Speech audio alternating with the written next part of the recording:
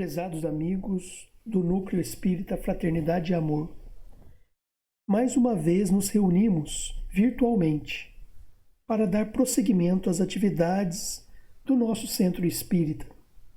Hoje, 6 de abril de 2020, ouviremos o nosso irmão Luiz Lenart, que nos falará sobre Francisco Cândido Xavier, o nosso querido Chico. Certamente, um tema que todos nós necessitamos, pelo exemplo de vida que o querido médium nos deixou. Para nos preparar para ouvir os ensinamentos que o nosso irmão vai nos oferecer, leremos uma mensagem que está no livro Mãos Marcadas, psicografado pelo próprio Chico, de autores diversos. Essa mensagem de hoje tem o título Anseio e Prece, tem a autoria do Espírito Maria Dolores e será também a nossa prece de agradecimento. Senhor, sei que nos deste a todos um encargo ou missão. Nada promoves sem objetivo, nada fazes em vão. A estrela conferiste a bênção de argumentar-se e refugir sem véu, tal qual sucede ao sol que nos conduz pelas vias do céu. Atribuíste à terra a função de compor e recompor, a forma em que o trabalho nos confere a ciência do amor. Colocaste no mar a investidura imensa de te externar o poder, e a fonte o privilégio de nos ensinar a humildade por norma e o perdão por dever. Comissionaste as árvores amigas, em que a lição do bem se exprime e se condensa, para a tarefa de te guardar a vida e auxiliar sem recompensa. Deste à flor o dom de perfumar, e puseste na estrada o dom de conduzir. Deste à música às aves, deste ao vento o doce mistério de servir. Tudo te filtra a glória soberana, tudo te exalta a lei. Em razão disso, eu própria reconheço que quase nada sou e quase nada sei. Mas se posso pedir-te alguma coisa, converte-me, Senhor, a minha imperfeição, num canal pequenino que te sirva, na força da bondade, na luz da compaixão. Que assim seja. Queridos companheiros, que a paz de Jesus, o nosso Mestre, continue em nossos corações. É com grande alegria que nós damos continuidade às atividades do Núcleo Espírita Fraternidade e Amor, para hoje conversarmos um pouco, falarmos sobre Francisco de Paula Cândido, nome de batismo de Francisco Cândido Xavier, ou Chico Xavier, ou simplesmente Chico.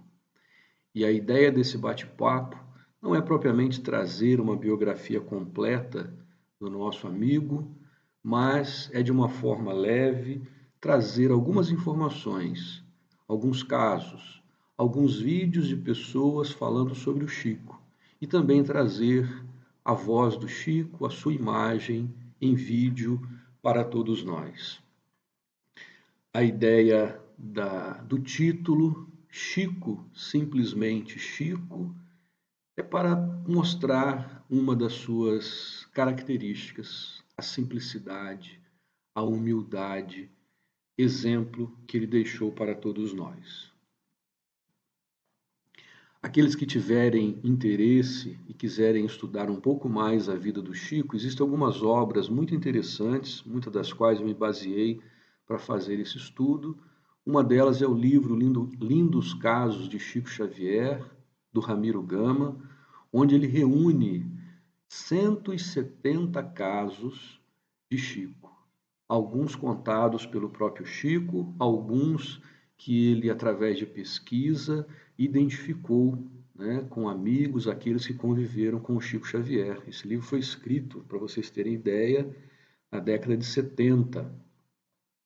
Tem um outro livro de um autor também que conviveu com o Chico Xavier, que é o livro Chico de Francisco, que na mesma linha traz diversas histórias, diversos casos da vida do Chico Xavier. Esse livro, Chico, Diálogos e Recordações, do Carlos Alberto Costa, inclusive ganhei no final do ano passado da nossa companheira lá do NEFA, Ana Paula, que gentilmente me presenteou com esse livro que eu não tinha também. É um livro muito interessante, com várias histórias do Chico, com Arnaldo Costa, vale a pena também ser lido. E por fim, existem outros livros, mas eu estou fazendo referência aqui a 4. Eu citaria também o livro escrito pelo Marcel Souto-Maior, que é um jornalista que escreveu a biografia do Chico, As Vidas de Chico Xavier, que deu origem depois ao filme. O Marcel Souto-Maior também escreveu o livro Kardec, fez um trabalho profundo de pesquisa jornalística sobre a vida de Kardec. Então fica a dica de 4 livros sobre o nosso querido Chico Xavier. Bom, eu gostaria de inicialmente colocar algumas características do nosso irmão. Características essas que são reconhecidas por nós espíritas que conhecemos um pouco da vida e obra do Chico Xavier, mas eu tenho certeza que também reconhecida por aqueles que não são espíritas. A humildade, a simplicidade, característica desse nosso irmão, a caridade, o trabalho no bem, a renúncia. Chico renunciou a sua própria vida em favor do próximo, em favor da doutrina espírita, no trabalho na mediunidade, né? E o amor. Todos nós, ao conhecermos o trabalho dedicado desse nosso irmão, podemos reconhecer nele essas características, além, naturalmente, para nós espíritas, da sua fenomenal mediunidade. O nosso irmão Carlos Gomes, muito espirituoso, fez uma palestra no NEFA em fevereiro falando do Chico Xavier. E quando ele falou, ao falar de características do Chico, ele disse assim que nós tínhamos 3 características em comum com o Chico. E citou, o Chico era espírita e nós também somos espíritas. O Chico era brasileiro, nós também somos brasileiros. O Chico era mineiro e nós também somos mineiros, né? Muito espirituoso o Carlos. No dia ainda falei para ele assim, falou, Carlos, eu tenho mais uma, o Chico usava óculos, eu também uso óculos. Eu acho que só assim mesmo para a gente fazer algum tipo de comparação, né, nossa, de características com tantas, né, do nosso querido Chico. Bom, o Chico teve uma infância bastante difícil. Ele nasceu numa cidadezinha de Minas Gerais, que fica próximo a Belo Horizonte, chamado Pedro Leopoldo. Nasceu no dia 2 de abril de 1910. Seu pai, João Cândido Xavier, sua mãe, Maria João de Deus.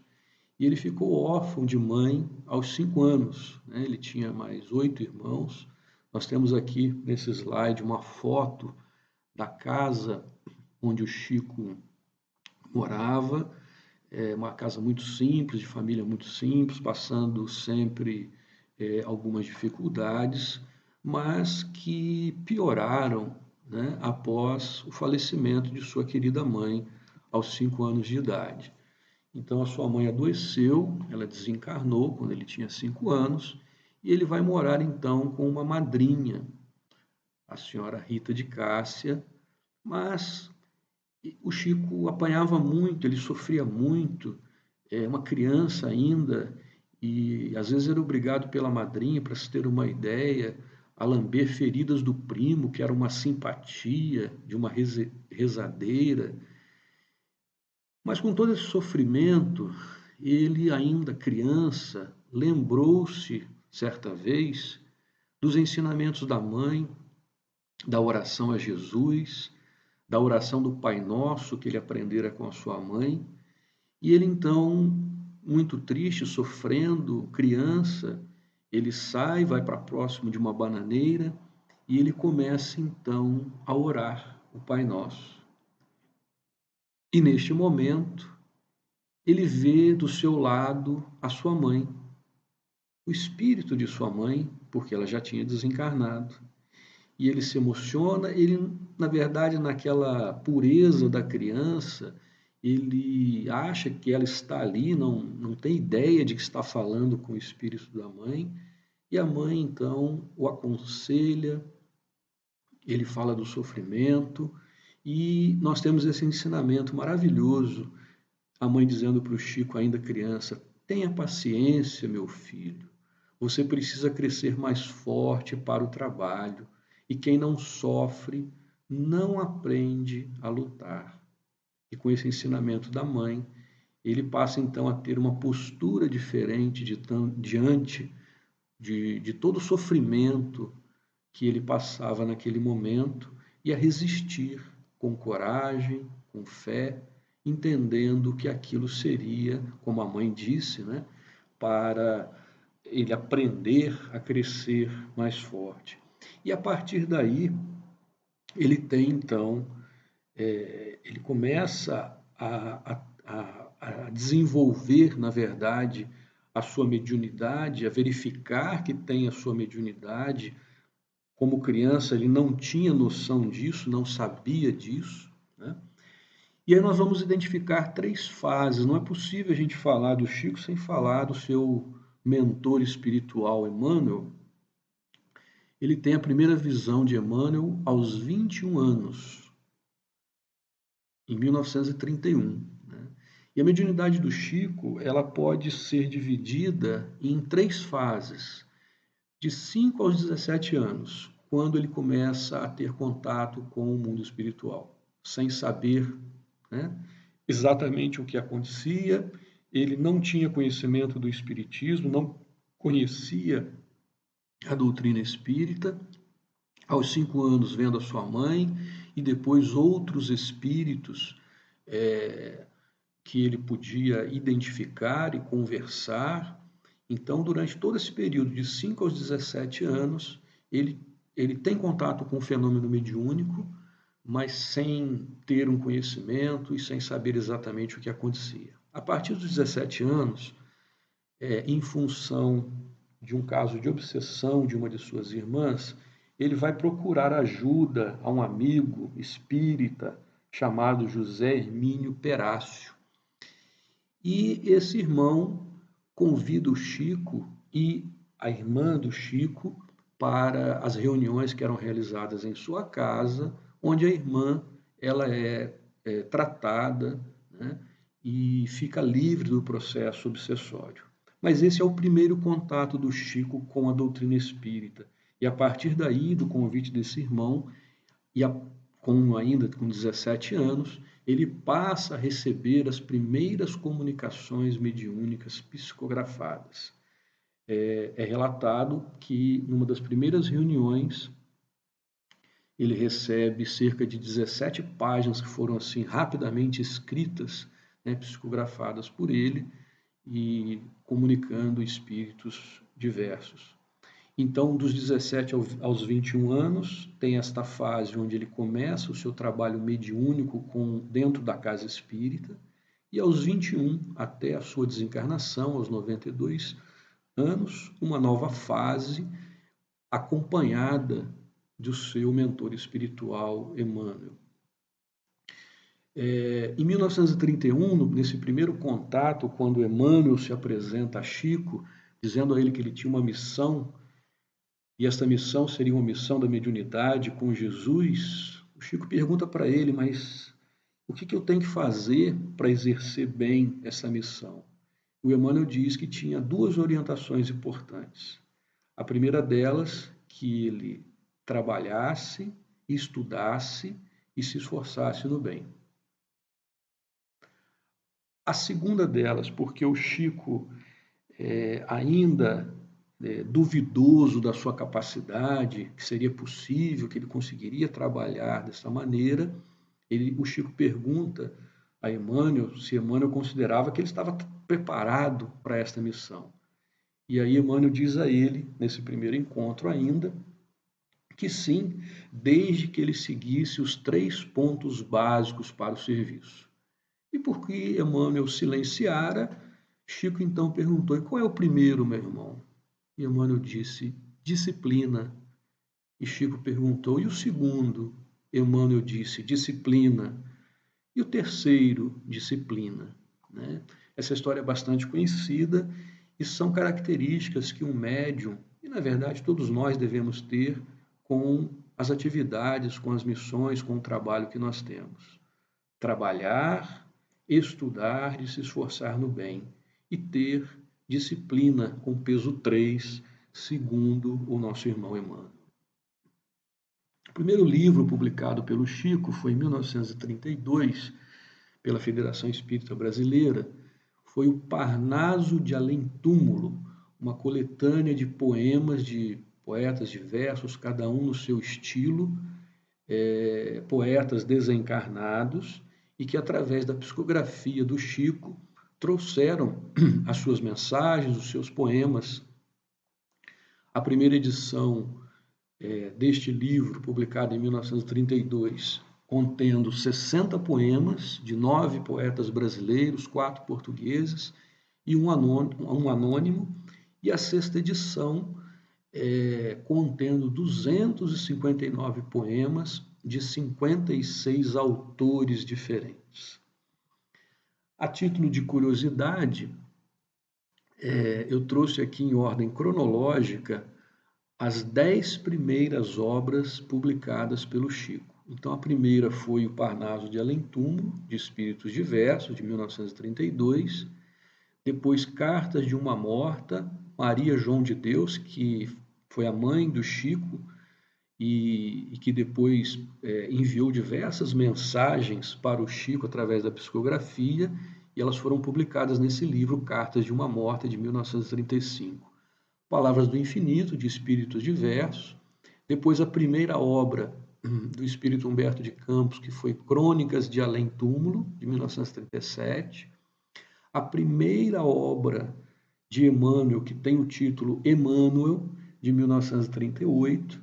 Depois, O Brasil, Coração do Mundo, Pátria do Evangelho, de Humberto de Campos. Lira Imortal, Espíritos Diversos. A Caminho da Luz, Emmanuel.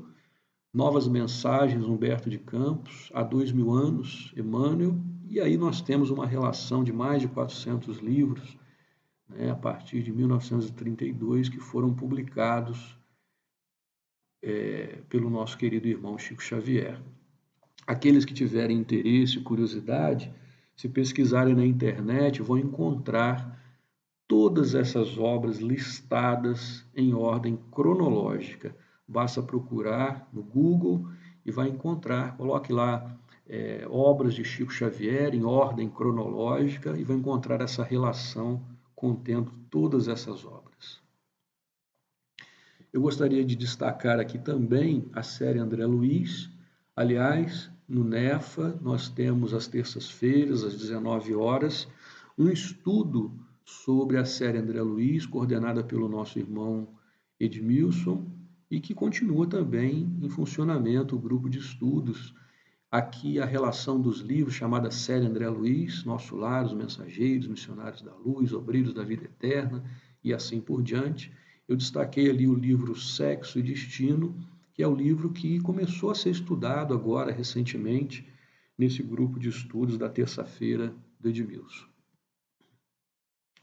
Bom, gostaria de convidar a todos agora a assistir um trecho de um vídeo que foi feito pela Globo News em 2010, quando se completava 100 anos do nascimento do Chico. Eu trouxe esse vídeo porque ele apresenta uma visão jornalística do Chico Xavier. Nós temos vários vídeos de companheiros nossos espíritas que falam sobre o Chico, de pessoas que conviveram com ele, e nós temos aqui agora uma visão imparcial, vamos dizer assim, de uma pesquisa jornalística, e eu trouxe um trecho desse vídeo de apenas 5 minutos. Aqueles que desejarem podem encontrar também no YouTube o restante dessa matéria do Globo News, como eu disse, de 2010.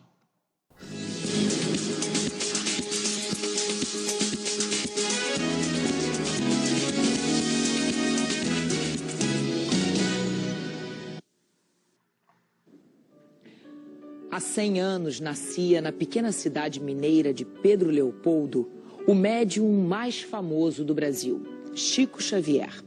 O Arquivo N vai homenagear com 2 programas especiais esse homem que para muitos foi um santo e para outros um grande enigma.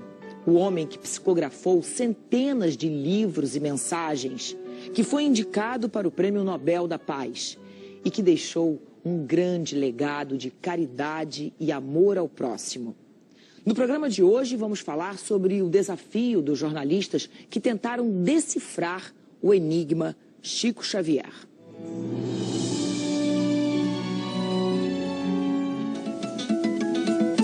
Em 1910, quando Chico nasceu, Pedro Leopoldo, que fica a menos de 100 quilômetros de Belo Horizonte, tinha cerca de 5.000 habitantes.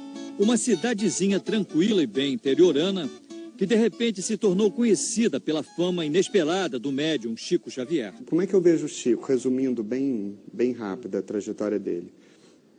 Menino pobre, mulato, filho de pais analfabetos, nascido no interior de Minas, que primeiro vira um escândalo nacional quando passa para o papel mensagens assinadas por espíritos, e que depois, com o tempo, depois de ser atacado, perseguido, ridicularizado, processado, ele se transforma num ídolo popular, num mito. E meu pai não concordava com as minhas informações sobre vozes que eu ouvia. E o sacerdote que me confessava, ele então me aconselhou a aceitar um emprego aos 10 anos de idade, para que meu pai, impressionado com o que eu dizia, não promovesse a minha entrada no sanatório. Eu aprendi desde muito cedo a venerar nosso Senhor Jesus Cristo na fé que minha mãe me transmitiu desde os 2 anos de idade. Aprendi a considerar Jesus como sendo nosso Senhor e Mestre. O Chico ele tinha tanta fé que ele acreditava estar permanentemente acompanhado pelo guia espiritual dele, o Emmanuel, a quem ele sempre cita, e tinha tanta fé que ele foi capaz de abrir mão da paz, da privacidade, do dinheiro, né, para se dedicar à missão dele. A missão dele era difundir o espiritismo e a caridade no Brasil. Então, como jornalista, eu apostei nesse ponto de vista e, sem julgar, sem adjetivar, eu dei ao leitor a liberdade e a responsabilidade também de tirar suas próprias conclusões. É verdade? É mentira? É loucura? É fraude? Mão esquerda no rosto, enquanto a direita rabisca frases em pedaços de papel. Chico, eu te amo, eu te adoro, Chico. Nair Belo passou a admirar ainda mais o médium em 1977, depois de receber esta mensagem. Uma carta que, para ela, o filho ditou para o amigo em 10 parágrafos. Manuel Francisco Neto narra detalhes do acidente que lhe custou a vida e comenta histórias que nem a família se lembrava mais. As pessoas que são citadas na carta são pessoas que já tinham morrido há muitos anos e que meu marido, que era de Limeira, teve que ir lá em Limeira e perguntar para minha sogra, para a tia dele, quem eram aquelas pessoas, porque ele não lembrava.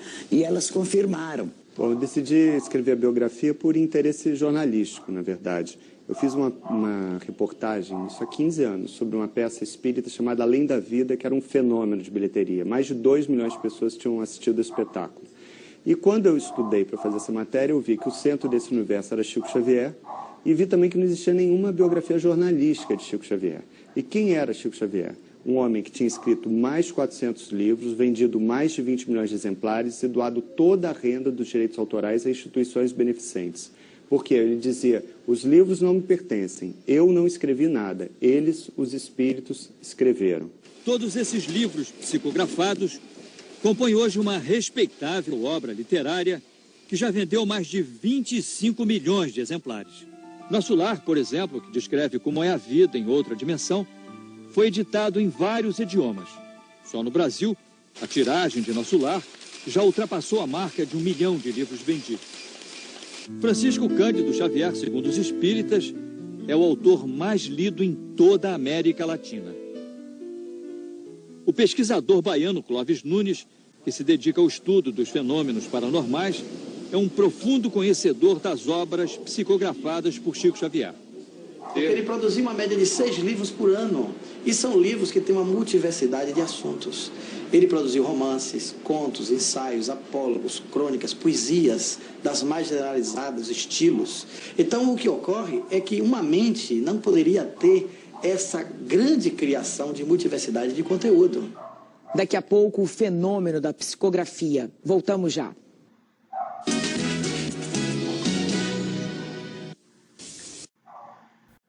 Bom, como eu disse, era apenas um trecho dessa matéria jornalística feita sobre o Chico. Aqueles que desejarem ter mais informações e ver o restante da mensagem vão encontrar no YouTube, na internet. Eu gostaria de relatar aqui alguns casos que mostram esta simplicidade desse nosso irmão Chico. Um deles, aliás, os 3 casos estão relatados naquele livro que eu mencionei no início, Lindos Casos de Chico Xavier.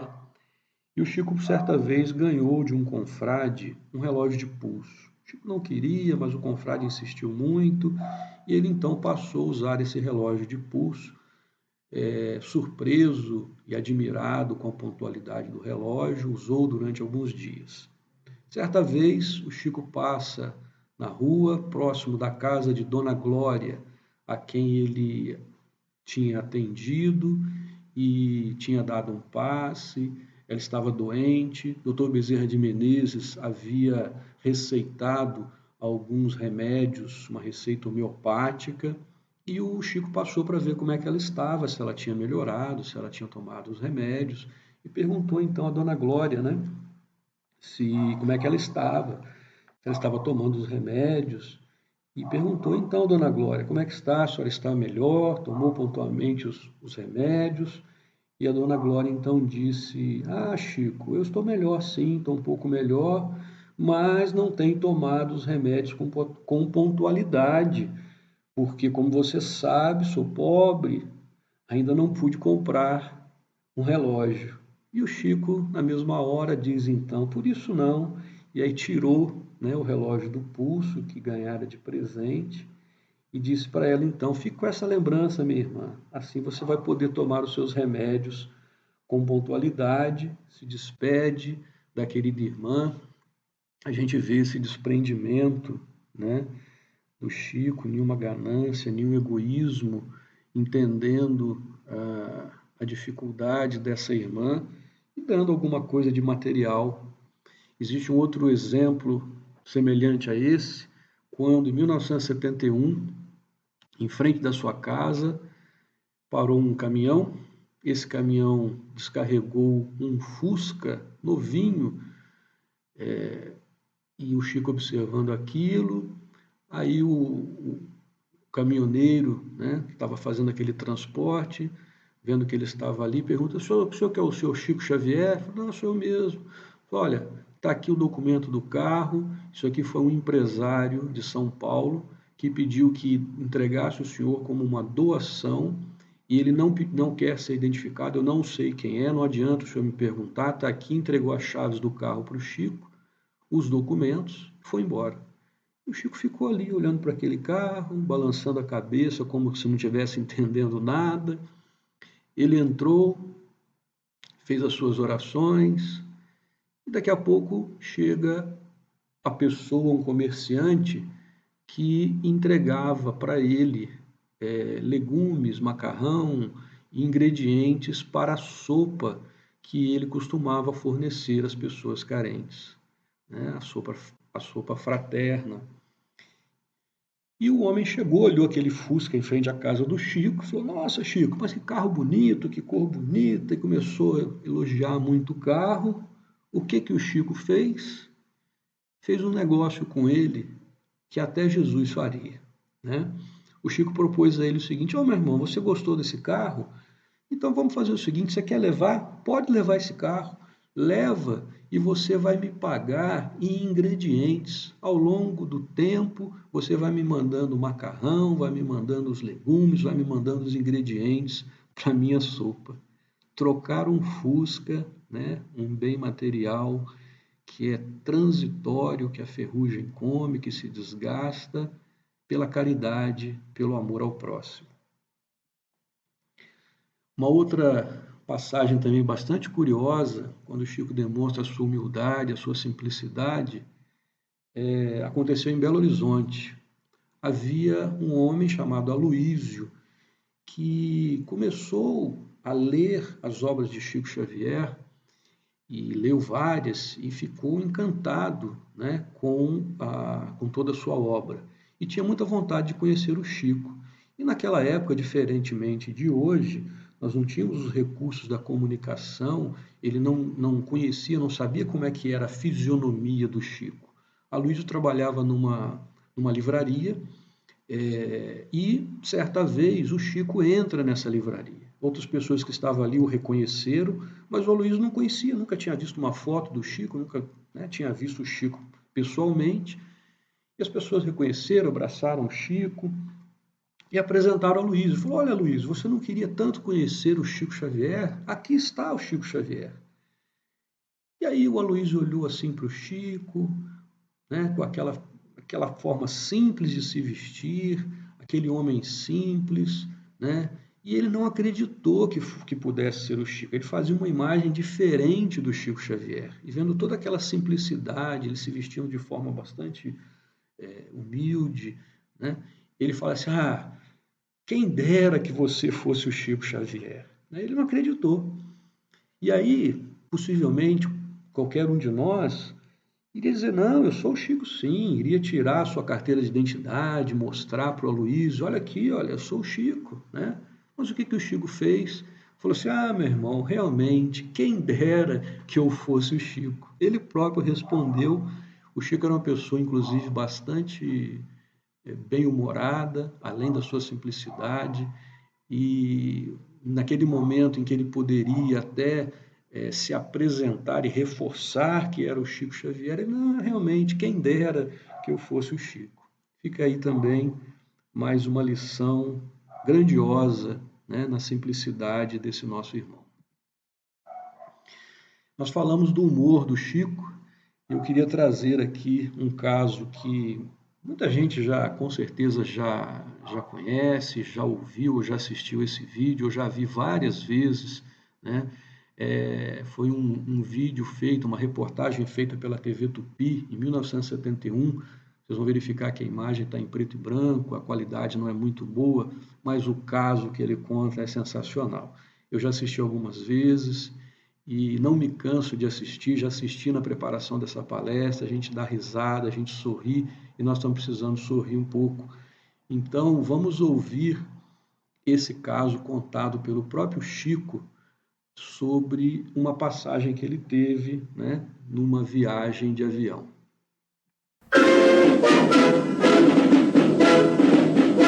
Voltamos agora para o encerramento definitivo de Pinga Fogo desta noite, que lhes apresentou o médium Chico Xavier. O programa ultrapassou em muito o seu horário habitual. Estamos com 2 horas e 20 minutos de programa. Mas sou forçado a formular ainda 2 ou 3 perguntas ao Chico, para depois, então, fazer o pedido que prometi fazer, que vai ser de grande interesse, não só para você, telespectador, que hoje nos honra com sua audiência, como também para todo o auditório que aqui está. Chico, um telespectador, eu não sei se isso aconteceu, pede que você conte um fato ocorrido num avião em que você viajava, cujos motores entraram em pane, e você também, como os demais passageiros, o que era perfeitamente natural, entrou em pânico. O que aconteceu dentro desse avião? Esta resposta exige, vamos dizer, uma atitude, talvez, de fazer um pouco de humor, mas é a verdade que eu vou contar. Em 1959, eu me dirigia de Uberaba para onde eu me transferira recentemente, eu me dirigi para Belo Horizonte, junto da qual está Pedro Leopoldo, a terra onde nasci na presente reencarnação. E então o avião decolou de Uberaba e fez uma breve parada na cidade de Araxá. Depois o avião decolou de novo e depois de uns 10 minutos o avião começou a se inclinar para um lado, para outro, às vezes fazia-se uma pirueta, e o pessoal começou todo a gritar e a pedir a Deus, pedir socorro, e eu estou ali acompanhando. Veio o comandante do avião e disse que não nos impressionássemos, que era um fenômeno chamado vento de cauda, e que apenas chegaríamos um pouco mais depressa. Mas algumas pessoas disseram, mais depressa no outro mundo. Eu então comecei também a me impressionar, porque eu não sei qual é o nome técnico da evolução que o aparelho fazia. Uma pessoa entendida em aeronáutica saberá descrever o caso, dizendo os nomes em que um avião roda de cabeça para baixo, e nós íamos e muita gente começou a vomitar e a gritar, a apertar o cinto, aqueles amigos começaram a orar, senhoras começaram a fazer o terço, eu com muito respeito, mas quando vi aquela atmosfera eu comecei a gritar também.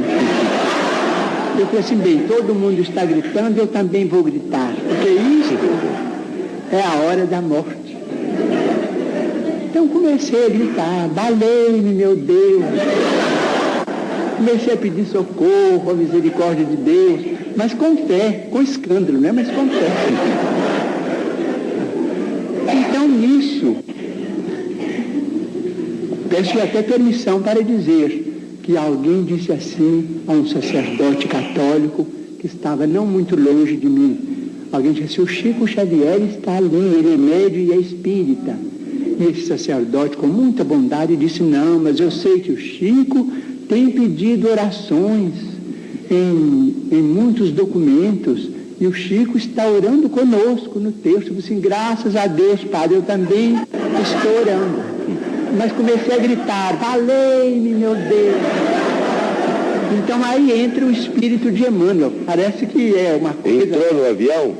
Parece uma coisa de anedota, né? Uma coisa de fantástico, mas é a verdade.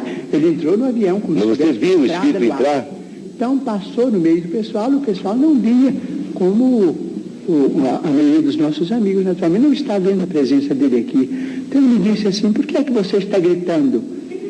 Eu escutei o seu pedido, o que que há? Porque aquilo já tinha mais ou menos 20 minutos, né? Eu falei assim, bem, o senhor não acha que estamos em perigo de vida? Eu falei assim, estão, e o que que há com isso? Não tem muita gente em perigo de vida. Vocês não são privilegiados, né? Eu falei assim, tá bem, se estamos em perigo de vida, eu vou gritar. E continuei a gritar e falei, socorro, meu Deus. E o povo todo gritando socorro, né? Então, ele me disse, você não acha melhor calar, parar com isso? Dar testemunho da sua fé, da sua confiança na imortalidade? Você, mas e a morte? E nós estamos apavorados diante da morte. Ele falou assim, está bem, então você acha que vai morrer? Eu falei assim, o senhor não acha que estamos em perigo de vida? Eu falei, estão. Eu disse, está bem, eu estou com muito medo, estou apavorado. Como todo mundo, eu estou partilhando, eu também sou uma pessoa humana. Eu estou com medo também desta hora de morrer nesse desastre. Eu disse, está bem, então morra com educação. Cala a boca e morra com educação para não afligir a cabeça dos outros com seus gritos. Morra com fé em Deus. Eu falei assim, eu quero só saber como é que a gente pode morrer com educação. Muito bem, está aí o caso do Chico, como eu disse, bastante bem-humorado, né, contando esse episódio que passou com ele.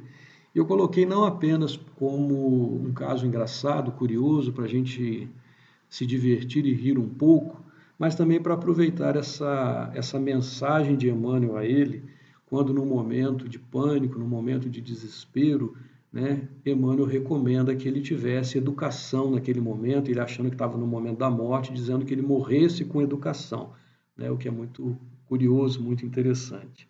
E queria aproveitar esse momento que nós estamos vivendo, né, dessa pandemia, onde se instalou realmente uma situação para muitos de pavor, de pânico, de uma certa histeria. Vamos aproveitar essa lição de Emmanuel e dizer que possamos viver essa situação com educação, com bom senso, com discernimento, com otimismo, com fé, com esperança. Isso é que é passar pela situação com educação. Aproveitemos essa grandiosa lição também de Emmanuel e de Chico Xavier. Bom, nós estamos quase finalizando aqui o nosso bate-papo. Queria trazer também uma mensagem do Chico falando sobre o amor. Então vamos ouvir o nosso companheiro. Se eu fosse alguém, se eu tivesse influência, se eu pudesse realizar alguma coisa em benefício da comunidade, e se eu tivesse a menor autoridade para fazer isto, eu apenas repetiria para mim mesmo e para todos os nossos irmãos em humanidade, de todas as terras e de todos os idiomas, aquelas palavras de nosso Senhor Jesus Cristo: amai-vos uns aos outros como eu vos amei. Porque amor com esquecimento de si mesmo. Porque amor nada pedindo para si. O amai-vos uns aos outros foi superado pelo amai-vos uns aos outros como eu vos amei.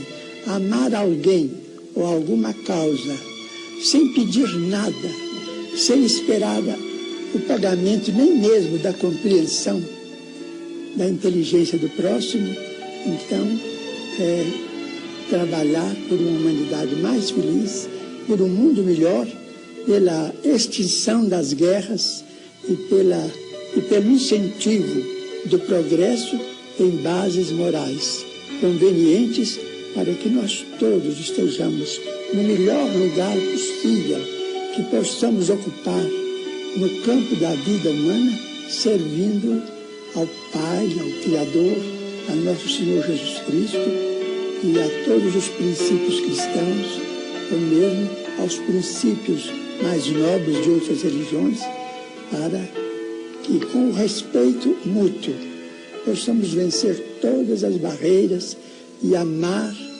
como o amor deve ser consagrado entre nós. Isto é, amor sem recompensa, porque todo amor que é possessivo, infelizmente, ainda é um amor muito parente, de grande parentesco com o amor dos animais. Não há como não se emocionar, né, com as palavras do Chico e na sua simplicidade, nos dando um grande recado, que é simples, que já foi dado por Jesus, que nós já sabemos, que nós devemos amar sempre, e estamos precisando cada vez mais de seguir esse ensinamento. O Adelino da Silveira, que é o autor do livro Chico de Francisco, no final do livro, ele resume um pouco da vida deste homem simples e bom, dizendo assim: esses são alguns fatos da vida de um homem simples e bom, simples como o sorriso de uma criança e bom como a esperança. Esses são alguns fatos da vida de um homem que teve a felicidade de nos ensinar o amor, que pela sua renúncia, humildade, pobreza honrada, simplicidade, total esquecimento de si mesmo em benefício do próximo e o imenso amor que dedica ao Cristo me faz recordar os tempos apostólicos e os primeiros seguidores de Jesus. Adelino da Silveira. Nós temos ouvido ultimamente, de maneira correta, diversas pessoas dizerem que tudo isso que nós estamos vivendo vai passar, e vai passar mesmo. Muitos talvez não saibam que esse foi um ensinamento dado a Chico, pelo menos em 2 ocasiões, onde essa frase foi dita, uma pela sua própria mãe, que diante daquele sofrimento dele ainda criança, dizia a ele que tudo aquilo iria passar. E nós temos que ter em mente que tudo passa, e o tudo passa são tanto as coisas ruins quanto as coisas boas. E uma outra passagem, quando já na sua maioridade, depois do encontro com Emmanuel, todos nós sabemos dos problemas, das doenças, das aflições que o Chico passou durante a sua vida, num momento desses de muita amargura, de muito sofrimento, ele pede ao benfeitor espiritual Emmanuel que se dirigisse a Maria de Nazaré, mãe de Jesus, e que intercedesse por ele. E Emmanuel faz isso. Passado um tempo, volta o benfeitor espiritual, dizendo ao Chico: Chico, Maria tem um recado para você. E o Chico imediatamente pega papel, lápis, para anotar a mensagem que fora enviada por Maria, mãe de Jesus. E Emmanuel diz: ela pediu para que te dissesse que isto também passará. E o Chico diz assim: mas é só isso, meu irmão, é só isso que ela falou? E Emmanuel confirma: é só isso, Chico. Ela pediu para que dissesse que isso também passará.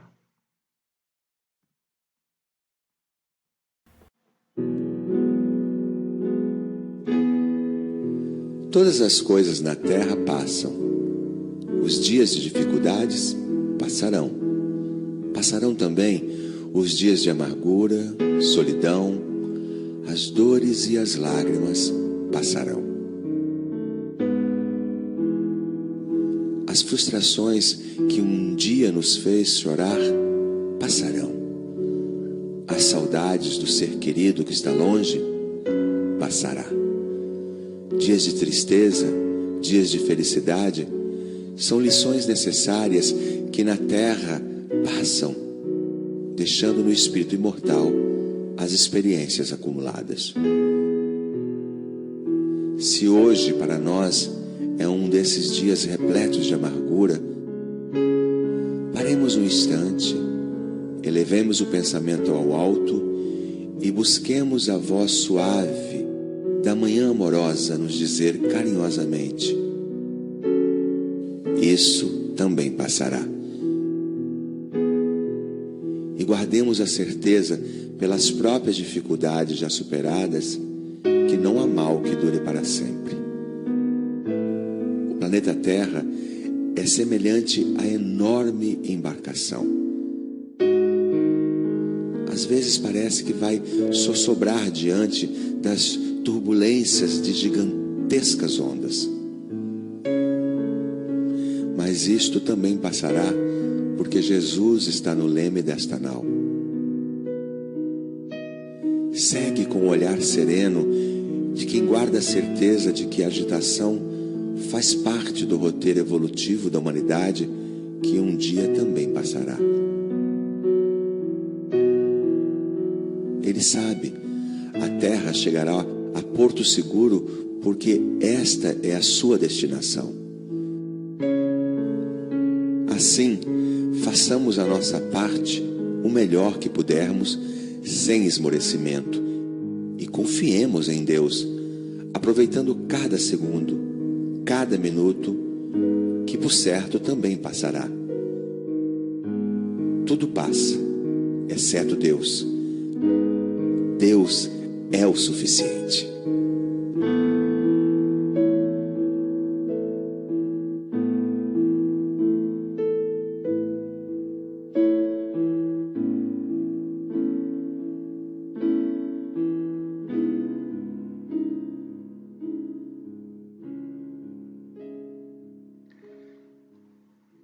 Isso tudo que nós vivemos, estamos vivendo, sendo difícil para todos nós, tudo isso passará. Nós agradecemos a Deus, a Jesus, agradecemos ao nosso querido irmão Chico, simplesmente Chico, pela sua simplicidade, pela sua humildade, pela sua bondade, pelo amor ao próximo e por todos os ensinamentos que ele nos deixou, não apenas em mais de 400 livros publicados, psicografados, mas especialmente pelo seu exemplo deixado a todos nós. Nós vamos então realizar a nossa prece final e vamos pedir então que o nosso irmão Chico faça a nossa prece de encerramento.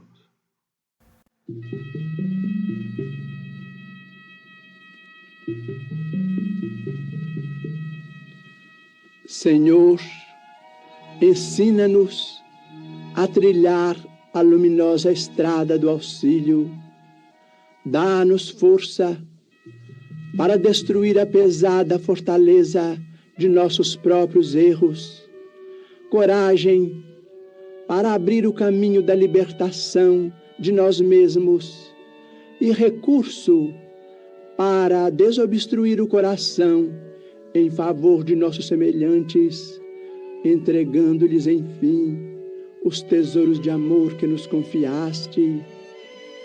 Que por onde passemos, a dor se faça menos angustiosa, a ignorância menos agressiva, o ódio menos cruel, a treva menos densa, o desânimo menos sombrio, a incompreensão menos destruidora.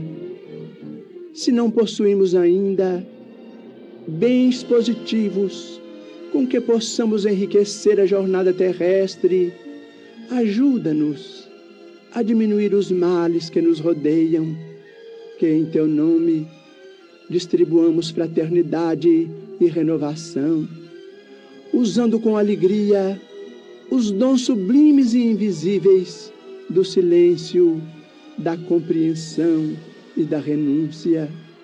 Senhor, que nos ensinaste sem palavras as supremas lições da simplicidade na manjedoura e do sacrifício na cruz, indicando-nos assim o roteiro da construção espiritual e da ressurreição divina.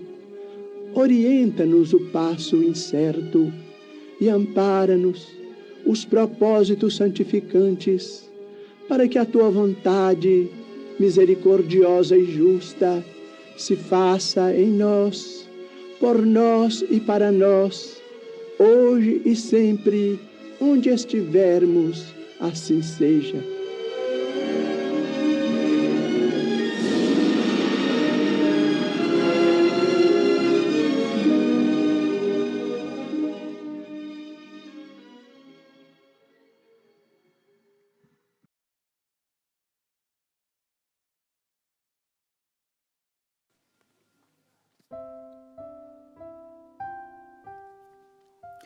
Um centro espírita é uma escola onde podemos aprender e ensinar, plantar o bem e recolher-lhe as graças, aprimorar-nos e aperfeiçoar os outros na senda eterna.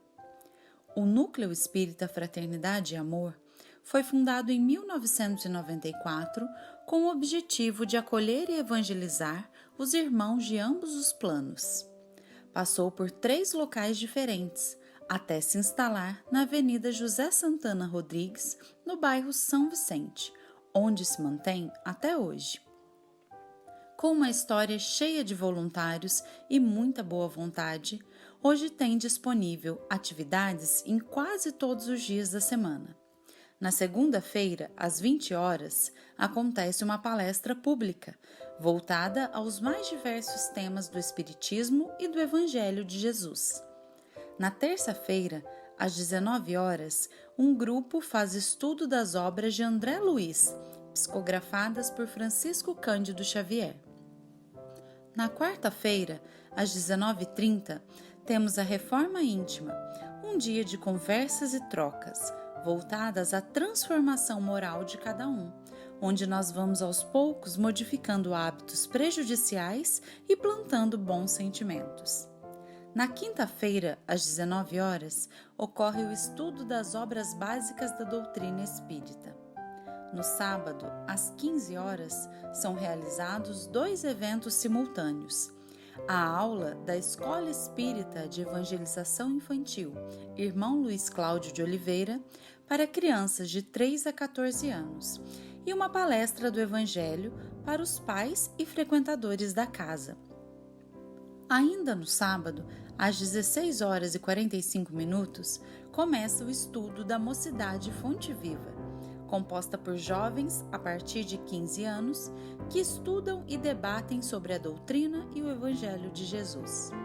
Todos os anos, no mês de setembro, a Mocidade comemora seu aniversário com a realização de um encontro de jovens, o EMEI, Encontro de Mocidades Espíritas em Itajubá, desde 2007. Esse encontro reúne jovens da região do sul de Minas para estudar e aprender sobre a doutrina espírita. No período do Carnaval, a coordenação da Mocidade, em parceria com outras coordenações da região, realiza o EMEC, Encontro de Mocidades Espíritas no Carnaval, oferecendo aos jovens a oportunidade de saírem das festas de rua e se reunirem para falar sobre Jesus e o Espiritismo. A casa também contribui com o ENEC, Encontro Espírita no Carnaval, onde os adultos se encontram por um final de semana para estudar a doutrina. O NEFA realiza diversas outras atividades, como atendimento fraterno, fluidoterapia, reuniões mediúnicas, assistência social, orientações e cestas básicas para famílias carentes, apoio às casas espíritas vizinhas com intercâmbio de palestras, entre muitas outras atividades.